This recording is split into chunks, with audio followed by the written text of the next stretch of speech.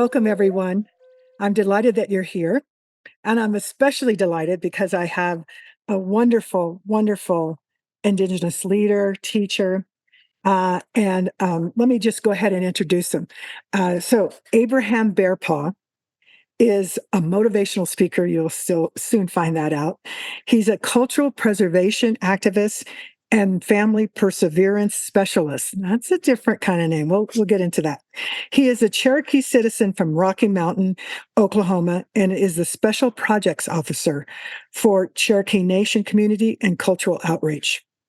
Mr. Bearpaw is also a motivational speaker, as I said, and he uses Cherokee cultural teachings to help others learn to walk in balance. He grew up with a foundation in Native leadership as his aunt, Willa Mankiller, was the only female principal chief of the Cherokee Nation for 10 years. His Cherokee name is Yona, which means bear. He is the co-author of the book Cherokee Wisdom, 12 Lessons for Becoming a Powerful Leader. He's a positive male role model in the Native American committee as he has been clean and sober for many years. So, Abraham, just welcome to you. I'm so excited to have you here. Thank you very much. I really appreciate the opportunity. Yeah, so that's great. And let's just start. We'll get into your book and to the values clearly in a bit. But first, let's just if you tell us, is that your full name? What is your name? The meaning? Is it related to any other relatives? That's the first thing, and then place. So name, any meaning, and then the place you come from or the place you are now. Yes, in Cherokee we say Yon Daudo. So Yon, my Cherokee name is Bear. My English name is Abraham Bearpaw, and so my our surname, Bearpaw, it actually comes from a long time ago. They would come across a native, and they would have a name, and so they would, Americanize those names, and they said, well, actually, you need to have a first and last name. So if your name was Bearpaw, they would actually, your children would then be John Bearpaw, Gabriel Bearpaw, Matthew Bearpaw. And so that's how it came to be. And so recently, I actually did my genealogy, and I was able to trace my ancestors all the way back to the original Bearpaw. That was his name whenever, he came across to be registered. And so on my father's side, rather, my last name is Bearpaw. On my mother's side, my mother was a Mankiller. And so, and that name was this, kind of the same lineage. It was a position in our village a long time ago.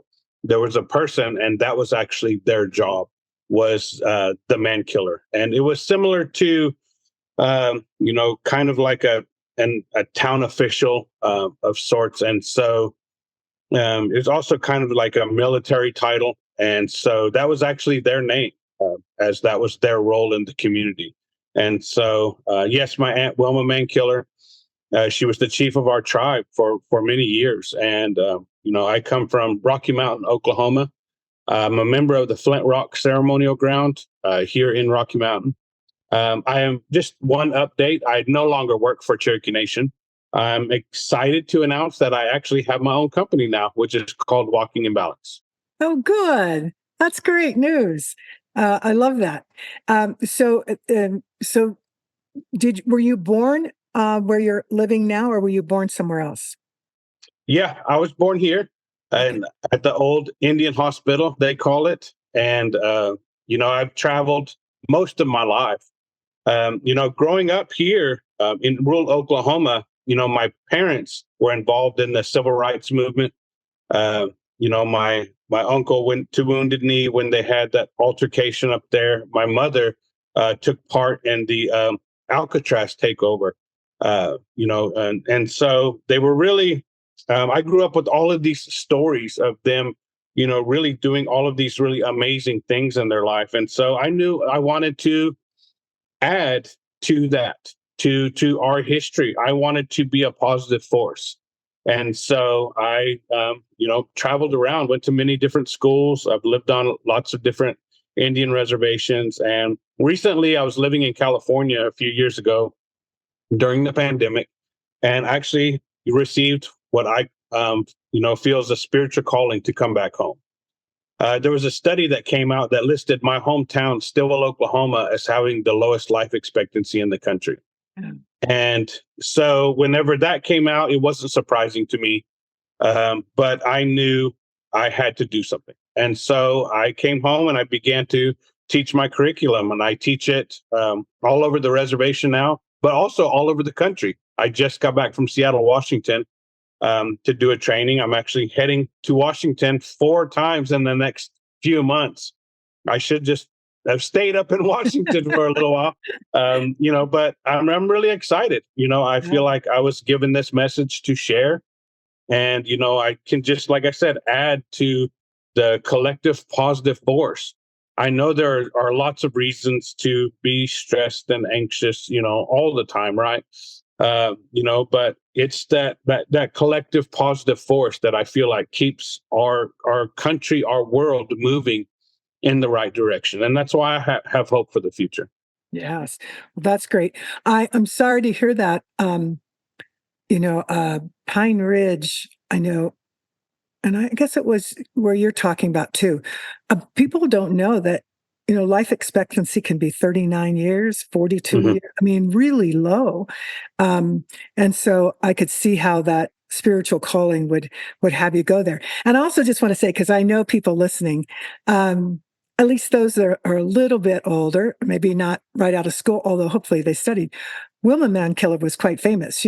I wrote Hmm. papers about her. She was, one of my heroines, and she didn't have it easy at all. She really had some tough times, and you'd hear things both from Indian community, indigenous, as well as from the non, and it was like, what, And I think a lot of it was gender related.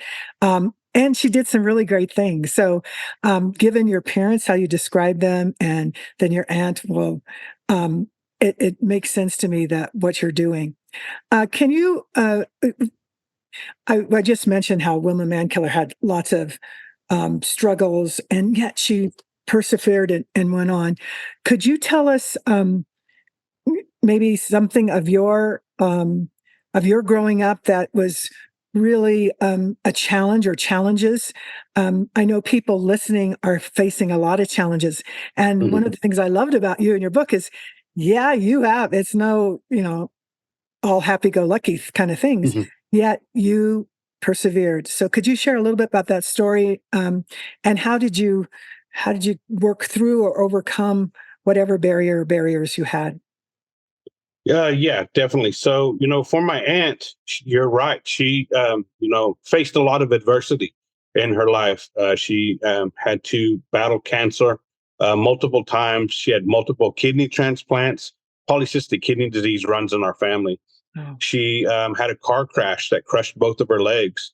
Uh, she had myasthenia gravis and also she, during her time as chief, she had faced death threats all the time. People did not want to work with her because she was a woman, and yet she would say every day's a good day, and yet she would smile, but not like in a toxic positivity way, but really she really did believe every day was a good day, and she believed that in the power of gratitude.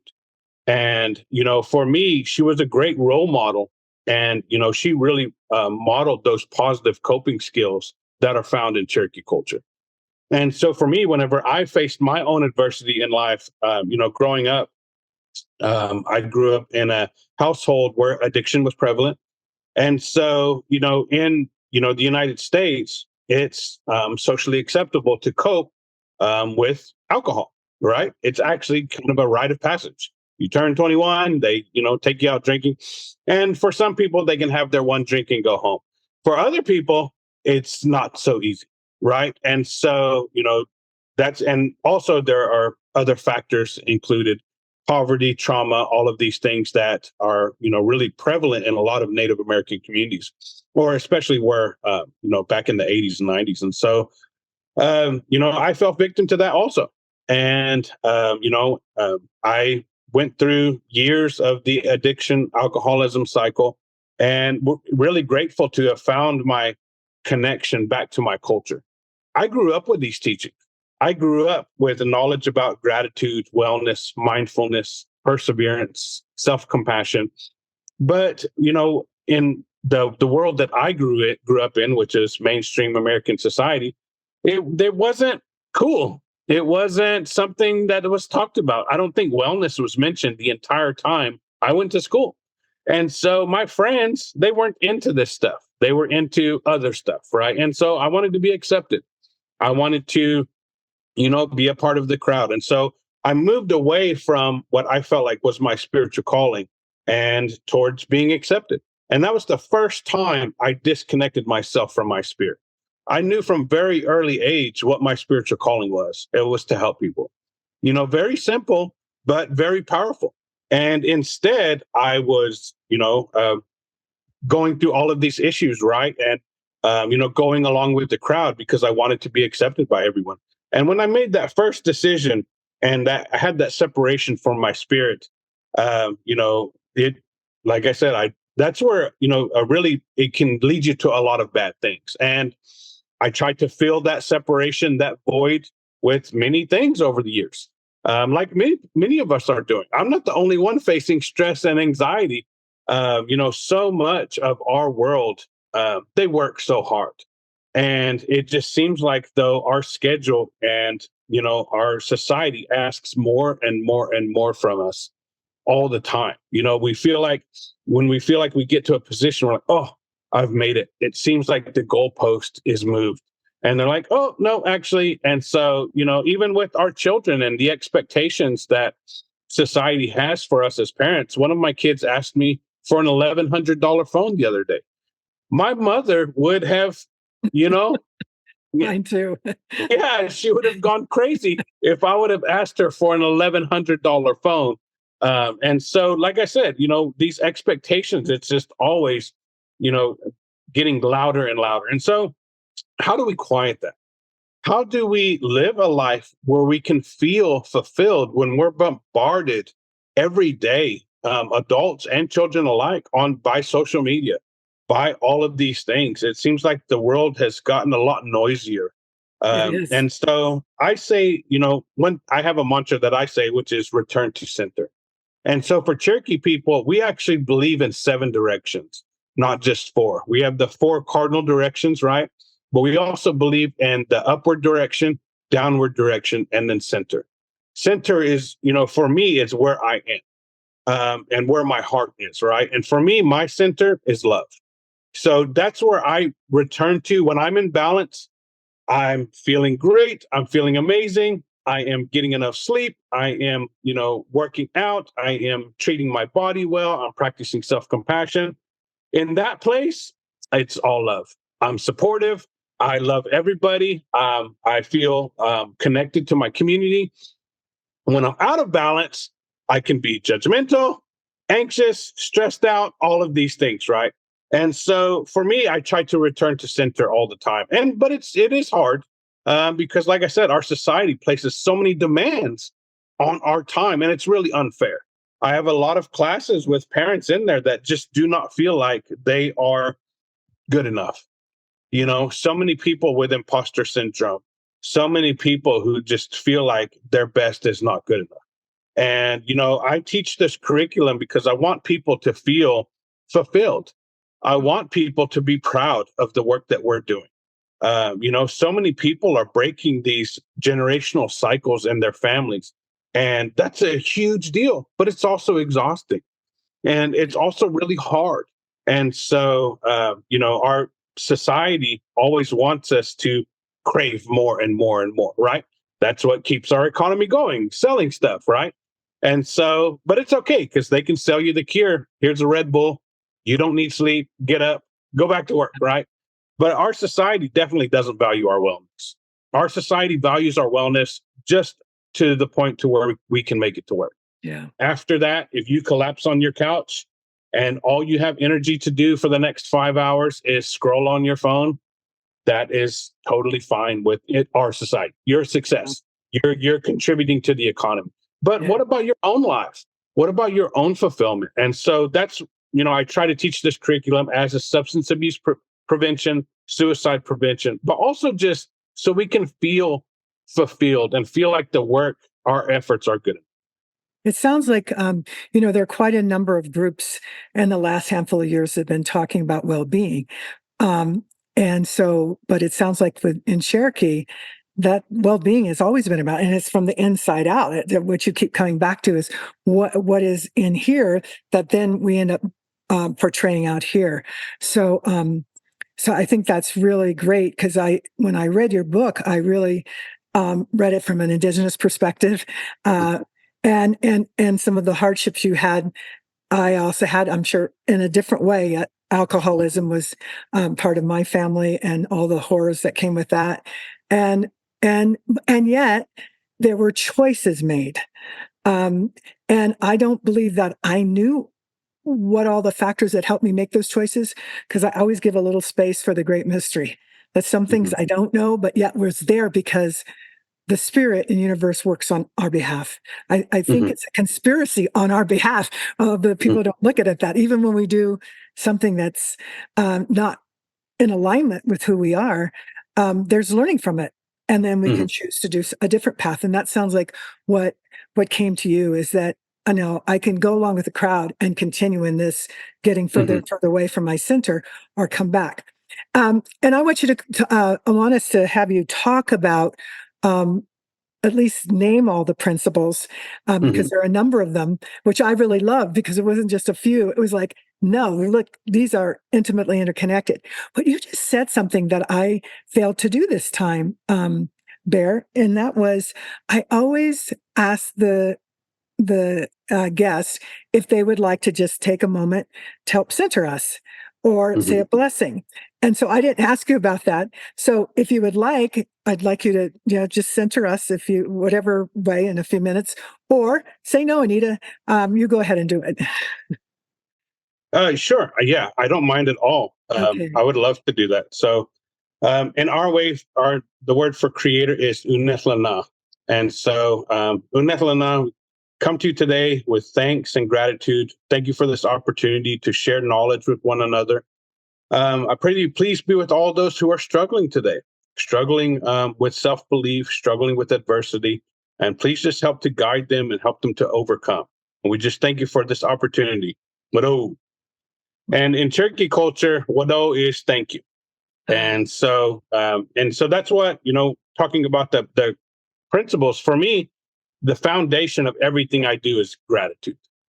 Being grateful. That's one of the first things I was taught in our ceremonial ways. My uncle Jim Mankiller was actually the one who taught me everything about our ceremonial life. And I remember I was very young, probably 4 or 5 years old. He took me to the posts that marked the ground, the entrance to our stomp ground, our ceremonial ground. And he pointed at those posts and he said, once you pass those posts, you can't fight with people. You no longer have enemies. Once you pass those posts, we're connected in here, in this ground, in this way. All of your resentment, your anxiety, your fear, you try to leave it outside those posts, right? And so that way, when we could come into that space, we can practice mindfulness. We can be where our feet are at, right? And have a lot of those things that block our spiritual connection and connection to others. We can leave it outside. And so that's one of the first times, actually, that is the first time I ever learned about the power of forgiveness. And, it's actually a part of our ceremonial life because Cherokee people have long understood for us to have a community that is balanced, we can't keep a scorecard. We need to continually forgive, not just for the balance of the community, but for our own balance. My uncle explained it to me in a way that, if somebody hurts me and I hold on to that grudge forever, I'm forever connecting myself to that trauma and to that person. And so it could be 10 years down the road. That person's living in Hawaii now, never even thinks about me. But I'm still thinking about them, right? And I'm still connected to that traumatic event. And so by me being able to forgive, I'm actually freeing myself. And so, then that's how we look at it, because if we're energy, I want to keep this energy moving. I want to keep this energy flowing, right? And so if I am blocked up with resentment or all of these things, that definitely will disconnect me, spiritually and from those around me. So that's actually a part of our ceremony. And so now I try to forgive, like, every 2 days. I just consciously take 1 minute. I don't even have to be a ceremony. I can be at my house. I take 1 minute and just forgive. Forgive the guy that honked at me in traffic, and forgive my spouse. Right? When you're living with anybody, you're going to step on each other's toes from time to time. You're going to have some hard moments. You could, because we have 5 different individuals, right, in this household, and so just being able to forgive, like I said, as it promotes balance. And so, if you like, I can go through the curriculum components just briefly. Yeah, I think if you would do that, and I want to make sure people understand these are Cherokee values that you've made into the different components, correct? Yes. Yeah. So if you could go through those, and there are 12. So pay attention. And if you have something to write with, that's good too, or you can replay this. And then I am gonna ask you, like, given all of those, what were some key ones for you? And obviously, I hear gratitude is a big one in forgiveness. Anyway, so go ahead and Mhm. do that. Thank you. Okay. Yeah. And so I'll list them as they are in our workbook. So we have a book, we have a workbook, and we also have an instructor guide. So should anybody ever want to learn this curriculum, practice it in your own life, and become an instructor, we have those resources as well. And so the first one that we have is wellness. We aspire to be spiritually, mentally, physically, emotionally, and socially well. Mindfulness. We aspire to be present in this moment without judging ourselves or others. Gratitude. We aspire to live in gratitude and practice it daily. Self compassion. We aspire to be compassionate to ourselves at all times. We aspire to forgive, accept, and love ourselves unconditionally. Self care. We aspire to practice self care regularly despite our busy schedules. Sobriety. We aspire to practice sobriety in order to live a vibrant and fulfilling life. Respect. We aspire to always show respect to ourselves, others, and the environment. Communication. We aspire to communicate effectively and practice active listening. Service. We aspire to be of service to others whenever possible and help each other to walk in balance. Action. We aspire to accomplish our goals through action and personal responsibility. Perseverance. We aspire to persevere despite any challenge that comes our way. And then lastly, balance. We aspire to walk in balance with our spirit and environment. So just the order of those got changed around a little bit in the workbook. We found it was helpful. But for me, some that really stand out, I definitely gratitude. For me, I have a daily gratitude practice, and it's changed my life. So these components are found in our ceremonial life, in our cultural life. Like I said, a long time ago in Cherokee towns, we called them, we didn't have jails, we didn't have treatment centers, we didn't have mental health facilities. We had to keep a balance in our communities so that our it promoted wellness, right? So that we could survive. And so we practiced all of these things on a daily basis. Wellness and balance were really our goals. It wasn't power or wealth or notoriety. It was really for us to live a fulfilled life of wellness. That was our lifelong goal. And so whenever I thought about everything that I was taught as a young man in our ceremonial ways, it was these 12 components that really called out to me. I didn't mean for there to be 12. It's just funny. It just really happened like that. It's a And good number. so, yeah. And so, but yeah, gratitude for me, but also the other big one is self-compassion. In our society, I feel like our inner critic is developed early, and it's can often be loud. And so, I feel like in American society, we're taught that we motivate ourselves by being really critical of ourselves, And so I can trace that even back to whenever I played sports. I don't think I ever had one coach that motivated us through positivity. It was always, you're not good enough, you're not fast enough.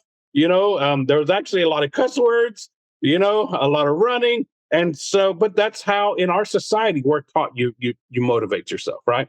Right. And that may work for a small, segment of our population.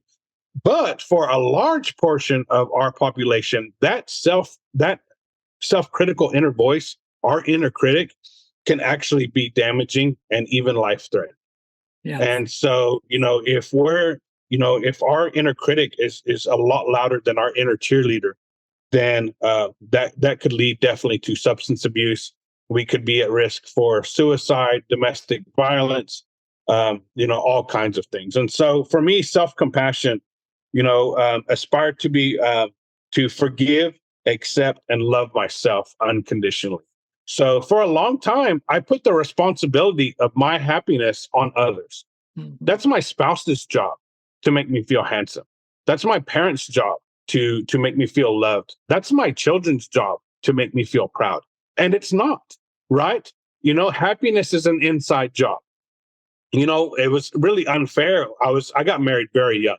And so whenever I was young, I wasn't, taught a lot about communication and communicating our feelings. I was in our ceremonial way, but like I said, in American culture, we're taught you're not supposed to talk about your feelings. Men don't do that, right? You hold it in, you get mad, you punch a wall. You hold it in, you get mad, you go to the bar and have a drink. These are acceptable ways in our society to deal with your emotions. But it's not acceptable to be like, hey, you know what? Actually, I'm not feeling very well today. Do you have 10 minutes to talk? When I was growing up, that was actually unheard of for men to do that. But in Cherokee culture, we have always practiced talk therapy because we understood we had to keep that energy moving. We had to, that's how we process, is by getting these things out, right? I never process well in here, just with this going and going and going, right? Yeah. I always process better by getting things out. And so, like I said, I put that responsibility of my happiness on others, which is really unfair. And, if I was having a bad day, I would sit and pout. And I would wait for three things to happen. I would wait for my spouse to, one, recognize I was having a bad day, two, automatically know what it was about, and then three, have the perfect thing to say. All while she's dealing with her own stuff. And, we got kids running around and our dogs, and, she took care of her mother and so many things going on. And then she's got to deal with this big baby on the couch, right? Who can't talk about his feelings and emotions and communicate. So needless to say, that didn't work out, very well. And so finally, I took that personal responsibility back, right? If I want to be happy, that's my job. And so now I actually tell myself, I do positive affirmations every time I wash my hands. If I feel ugly, if I feel overweight, if I feel not good enough, if I feel unsuccessful, if I feel like I don't make enough money, all of these things our society tells us, right? Then I actually, my inner cheerleader, whenever I'm washing my hands, just says whatever I need to hear that day. So I started off with just telling myself I'm handsome, right? I wanted to feel better about myself. I wanted to feel good in my own skin. For much of my life, I was too dark for one group, not dark enough for another group. I was too heavy. I was not heavy enough. I was too muscular, not muscular. And it just seemed like it's exhausting, right? And so, and not just our, young men, but our young women as well. These really unfair and unrealistic, body image expectations we have. Dr. Jenny Barnes, who partners with me on the curriculum, she laid it out really simply. And she said, you know what? Our young women are taught we're supposed to look a certain way, yet we're not given the food and, what we need to look that way. So really, you're set up for failure. And so, especially here in Oklahoma, where everything is fried. I mean, literally, we will fry anything. I know. And so our diet is just, it can be ridiculous, and it can be a daunting task trying to find healthy foods. And so, but the creator made me like this for a reason. And for so much of my life, I spent that time wanting to be like him, wanting to be smart like her, wanting to have something like him. And, always just outside myself instead of looking within myself and asking, well, why did the creator make me this way? The creator gave me a specific set of gifts and strengths for a reason. And so, through the power of positive affirmations and in gratitude, I was able to identify my own strengths and play to my own strengths. And I was able to find success. So definitely positive affirmations. I do it every time I wash my hands. I just say very simple things. I've had anxiety my whole life. So I'll remind myself I'm safe. I will remind myself that, you know what? Anything that comes my way today, I can handle. I will tell myself that the universe is working on my behalf, that everything works out for my highest good, that I like my smile, that I've always had a lazy eye, kind of always drove me crazy. And like I said, how sad is it? A lot of our population will go their whole life never loving their physical form, never having that acceptance for themselves. And so for me now, my self-worth, it's no longer derived off of how I look, which is a good thing because as I get older, it's all downhill from here, right? Gravity I mean, takes hold. That's okay. yeah, my hair's just going to continue to get grayer and grayer. It's going to eventually fall out, and so I derive my self-worth from who I am as a person, Yeah. but for so long in American culture, I was taught and programmed that I'm only a good person if I make this amount of money, if I attain this level of education, if I look this way, if I'm wearing these clothes, if I'm driving this car, right? And so then that's because our society is driven by money instead of wellness, right? And so, but now, like I said, I practice that self-compassion. And I still have days, like I said, where I have a bad hair day. I feel insecure about my body. I've always been socially awkward. I'm really good at speaking to large groups one-on-one. You'll be like, yeah, that guy's kind of awkward. But that's always bugged me. And now I think it's funny, and now I just think it's like, nah, we all have our quirks. And I think it's awesome because it would be really boring if we were all the same. Right. And so I love hanging out with people that are so different than me. And I love, learning and sharing and all of these things. So all of these little things that used to bug me about my appearance, about my personality, all of these things I've learned to accept. And all of my strengths that I took for granted and, really felt like they weren't good enough, I've now been able to embrace them. And they are actually the ones that set me on this path. And so I feel like in our country, so many of our youth are put under pressure. You need to go and do this instead of having that time and being able to be thoughtful about themselves and saying, actually, what do I love? What are my passions?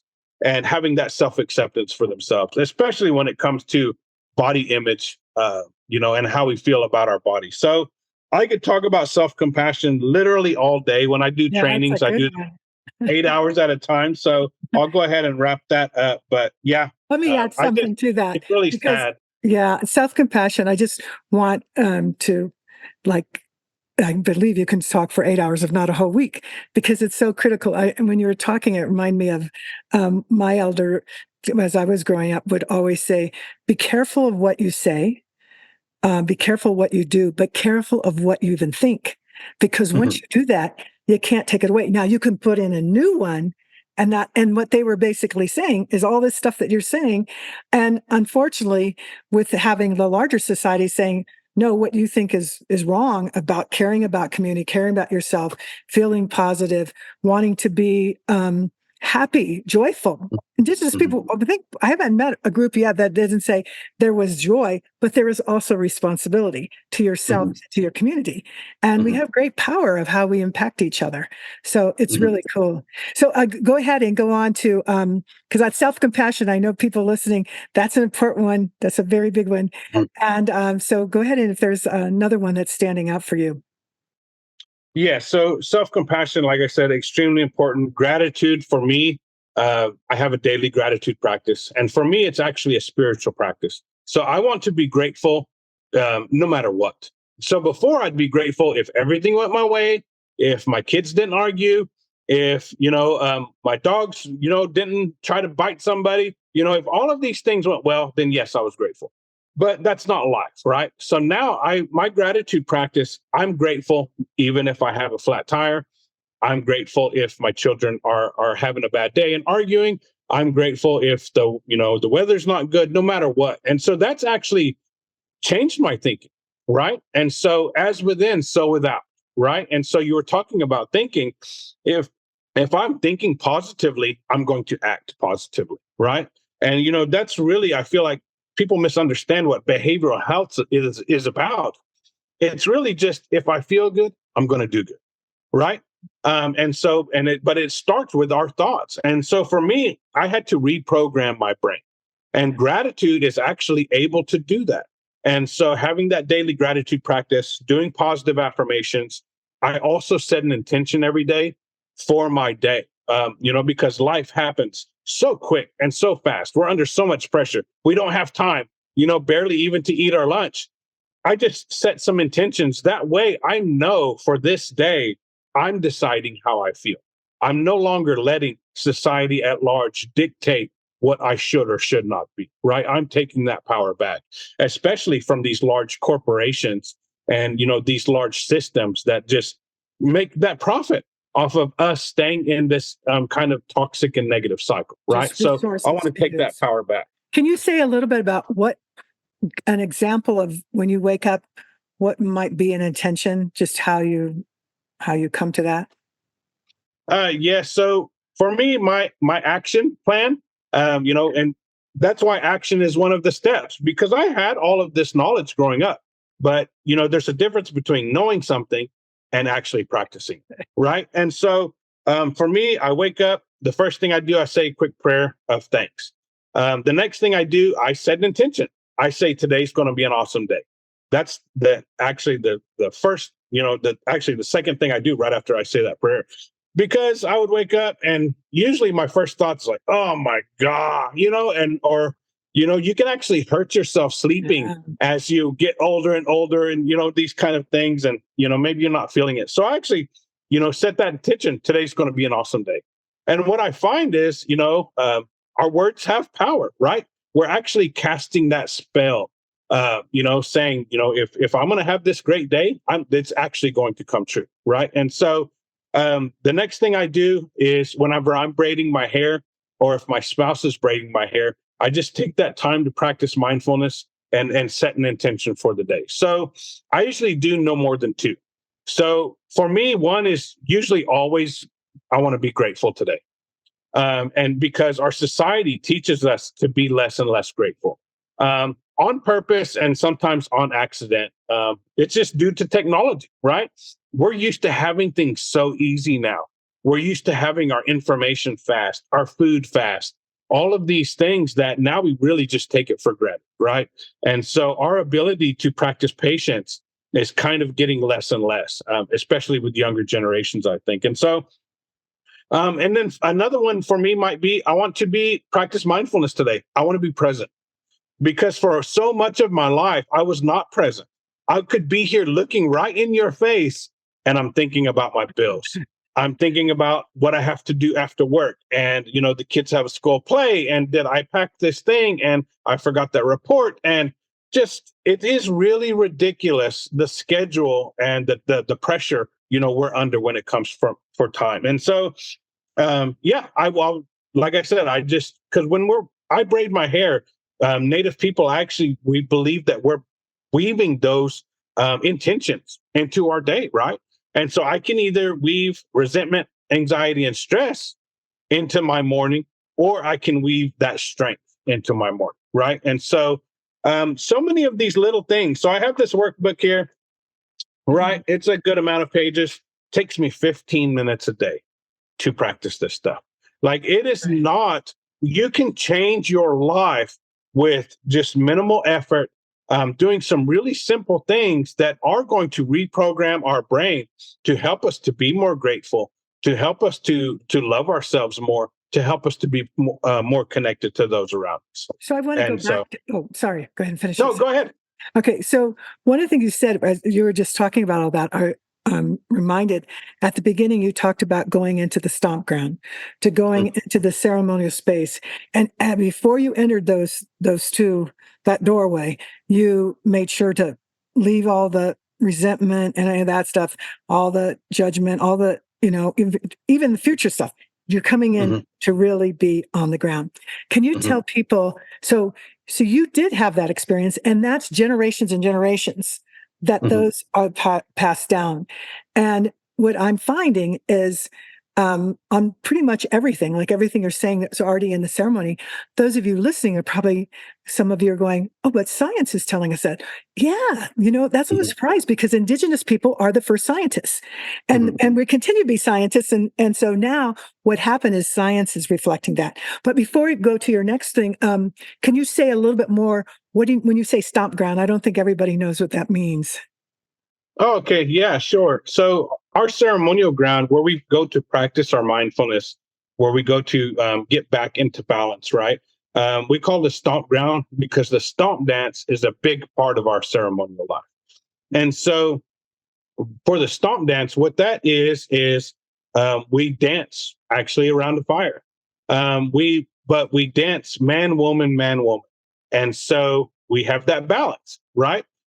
In Cherokee culture, we've always had male leaders and female leaders. That's a balance.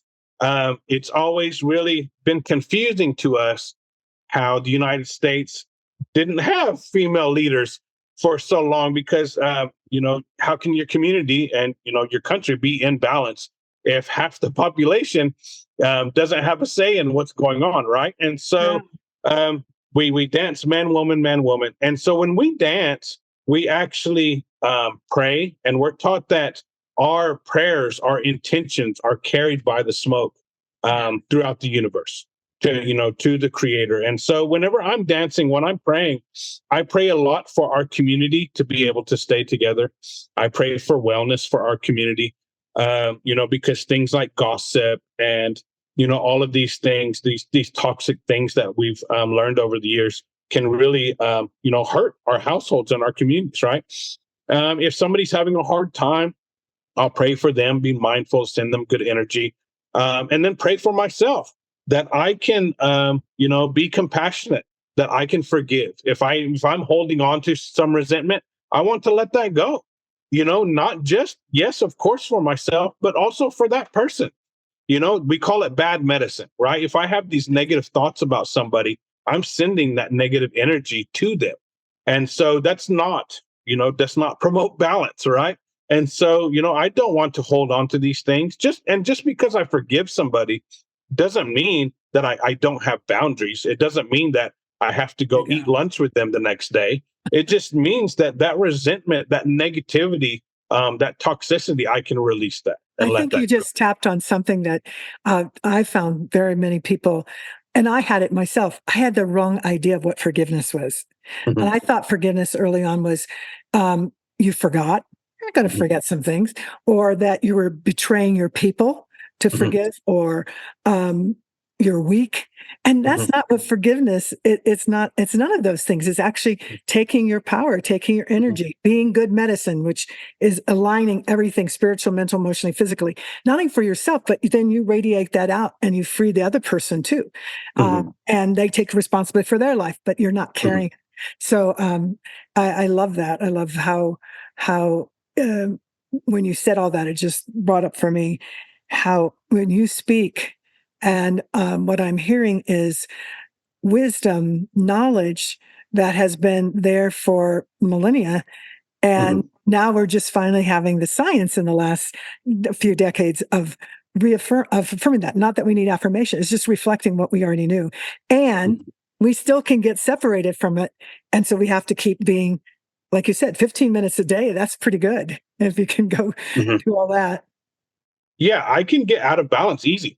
I do this for a living. This is all I do is walking in balance, and I get out of balance all the time. Yeah. Because I'm speaking here, I'm teaching classes there, and before I know it, I've skipped my workout a few times. I am eating fast food. Yeah, I'm not staying connected. In 2 days, 3 days, I'm like, I don't feel very good. And it's because, just our society, the pressure that we're under to produce, right? In Cherokee culture, we're taught that rest is productive. We're taught that rest is just as important as work, right? But in American culture, there's really not a lot of rest. We're actually taught if you rest, you're lazy, especially caregivers. Our mothers were taught that, you know what? No, you are supposed to work all day and you're supposed to work all night, right? And then you get your little bit of time at 11 p.m.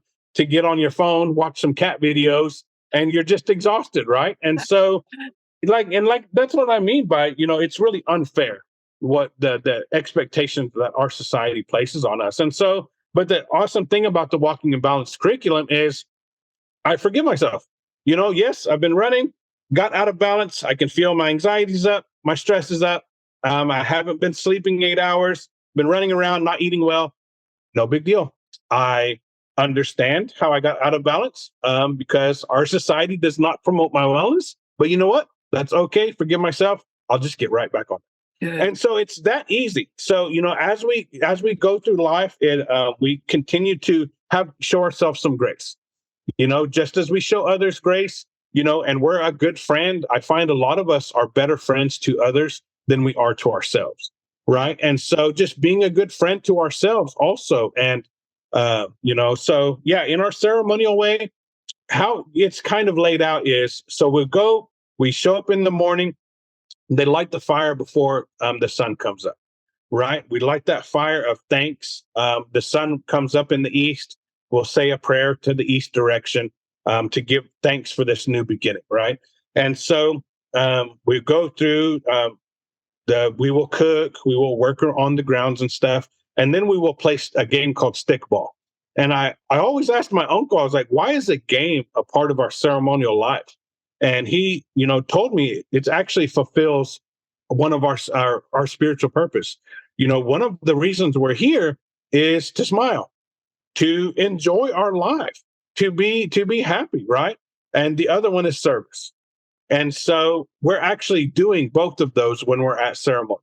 I find a lot of people, though, they don't smile as much as probably they'd like to. Like I said, people are stressed out. It's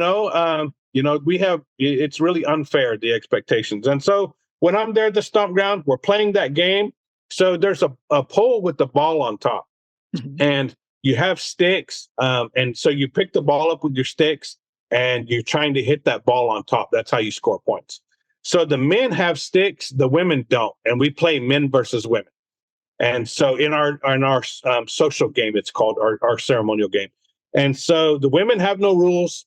They can rip your shirt off. They can take your sticks. They can throw them in the woods. They can throw you down. And so, but it's just really fun. It's all in fun. I've never seen anybody get mad at each other or anything. Everybody just has a blast.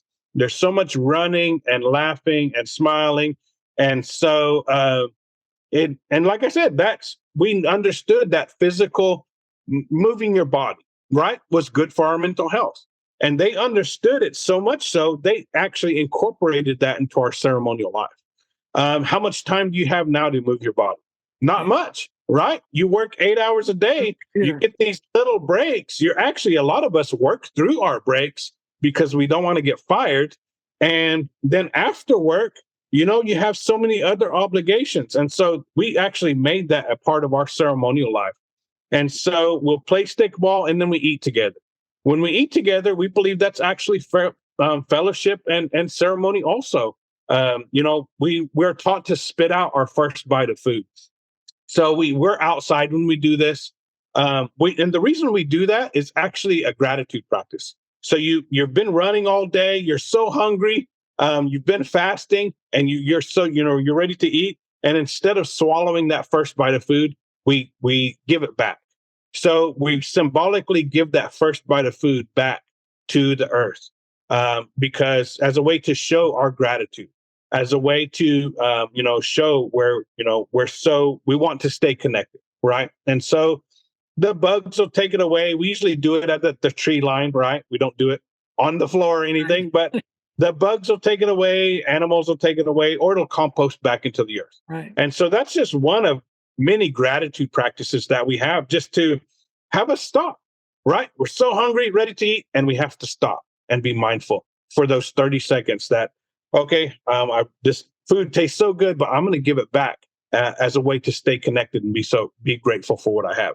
I keep hearing So, when you're talking, Bear, is everything's in balance in just what you're saying. And that's where I see the overlapping and yet very distinct, and how you can go deeper into these as you do in the book. yeah, and so I know that we do have some, be wary of time and everything. And like I said, I do apologize because I could talk about this all day, but our ceremonial life. So we'll play ball, and then about 10 o'clock at night is when we start dancing.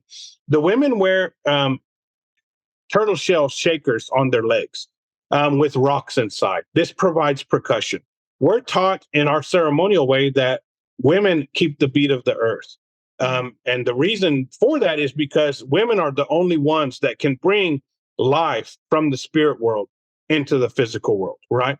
And so we're taught that as long as our women continue to shake shells, continue to provide that rhythm, that we can still bring our world back into balance. That's one of our prophecies.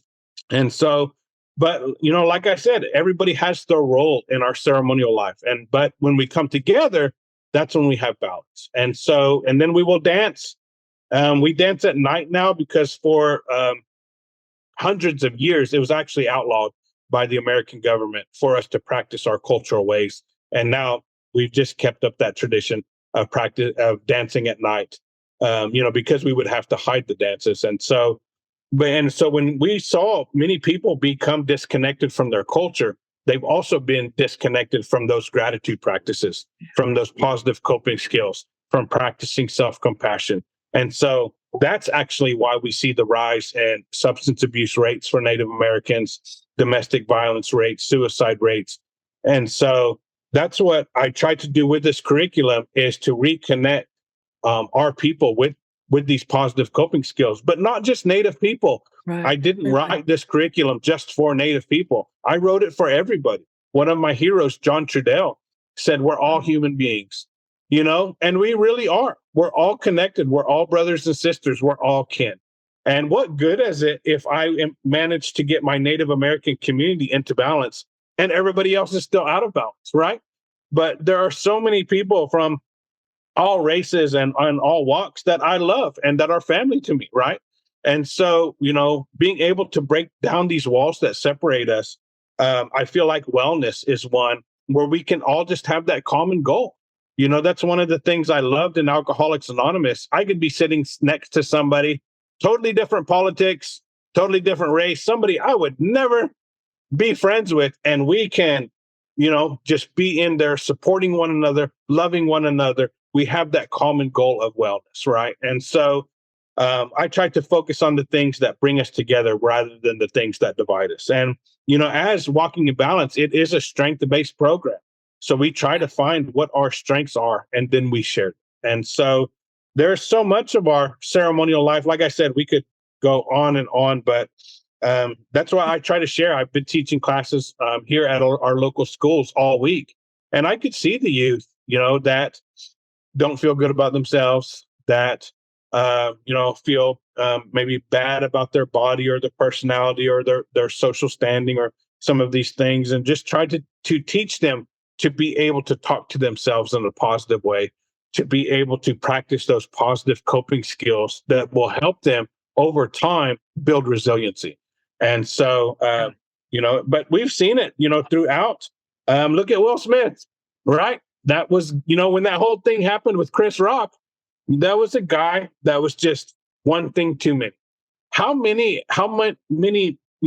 of our population is walking around just on that hair trigger, and it's just going to take one more thing for them, unfortunately, to go off. I mean, we see it in traffic all the time. Yeah. My son's first job was at McDonald's, and he would just talk about people coming through yelling at these fast food workers. Many of them are teenagers, right? My son was 16 years old, and because it was just that last thing. You forgot their fries, and that was just the breaking point. And it just shows what pressure our society is under.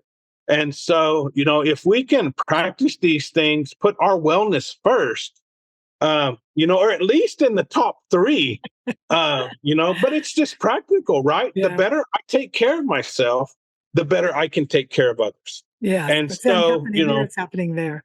exactly. And Yeah. so, but not only that, is we deserve it. Yes. Everybody, I hope everybody listening, I hope you're proud of the work that you've done, all of the things that you have overcome, the fact that you're still here. I hope that you're proud of yourself and can find your own strengths, can be a good friend to yourself and tell yourself you're beautiful, you're handsome, you're strong, that you're intelligent, because you are. And I just feel like, as we do this first within ourselves, within our workplaces, our households, our communities, we can start this movement to return wellness back to this land, to have it to be a place that's where we're supported, where we can all win. I know our society teaches us to be competitive. I have to beat you, right? That's how I grew up most of my life. I wanted to be the best in everything. But what if we all win? We really all can if we support one another. That's true. You're making a great case, and we're going to have to stop. And I know that people listening and watching would love to learn more. So, could you share how do people find you? The book is Walking in Balance, but I think it's privately. Just if you could just share, how would they find you? Yes. So the book's available on Amazon, and it's Walking in Balance. My website is walkinbalancewellness.com. So walkinbalancewellness.com. And so you can find out all the information. We have trainings and classes, and you can have access, actually purchase the book on there as well. And you can also email me. I'll share my email. I actually don't mind. I love hearing from people. It's just my last name. So my last name, Bearpaw, the letter A at Gmail. So if you have any questions about the curriculum or want to learn more, we're actually going to start regular online Zoom classes for free so that people can connect and come together and, support one another. Thank you, Bear. You're such a great you're just you are motivational. And one of the things, many things I appreciate about you, you taught us so much about Cherokee, but also your humility. Because I think all too often we find people in the mainstream like, well, I've got the answer. And never talk about, wait a minute, we're human beings. And so sometimes we fall short, and sometimes it doesn't matter how. And so I'm hope for those listening, that whole self-compassion, really wanting to have harmony and balance, and walking in balance is one of the ways, a very good way that you could do that. So I hope you get hold of Bear. And thank you very much for coming. And I look forward to hearing more from you. And I just want to say goodbye to everyone. Any last words you want to say, Abraham or Bear? No, I just really appreciate everybody listening. Hope you guys have a great day. You guys are all awesome. And thank you so much for having me. I really appreciate it. Great. See you next time.